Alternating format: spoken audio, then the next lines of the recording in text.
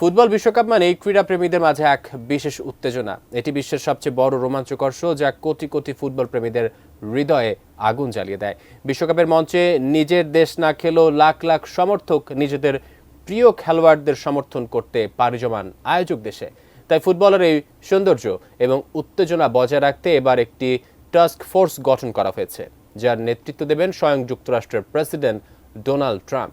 বিস্তারিত শিহাব ইসলামের ডেস্ক রিপোর্টে।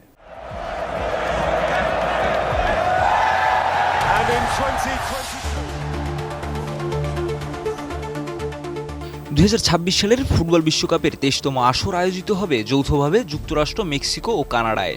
এই বিশ্বকাপের প্রস্তুতি ত্বরান্বিত করার জন্য হোয়াইট হাউসে গঠন করা হয়েছে একটি টাস্ক ফোর্স, যার নেতৃত্ব দেবেন যুক্তরাষ্ট্রের প্রেসিডেন্ট ডোনাল্ড ট্রাম্প।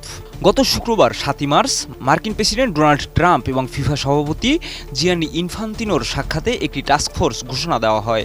টাস্ক ফোর্সের ভাইস চেয়ারম্যান হিসেবে নিয়োগ পেয়েছেন যুক্তরাষ্ট্রের ভাইস প্রেসিডেন্ট জেডি ভ্যান্স। তবে টাস্ক ফোর্সের দৈনন্দিন কার্যক্রম পরিচালনার জন্য এক নির্বাহী পরিচালক নিয়োগ করা হবে। জীবনের সব আয়োজন এখানে একসাথে।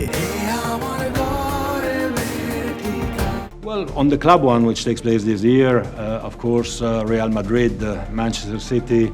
এই টাস্ক ফোর্সের মাধ্যমে ফুটবল বিশ্বকাপের নিরাপত্তা এবং অন্যান্য পরিকল্পনা নিয়ে কাজ করা হবে।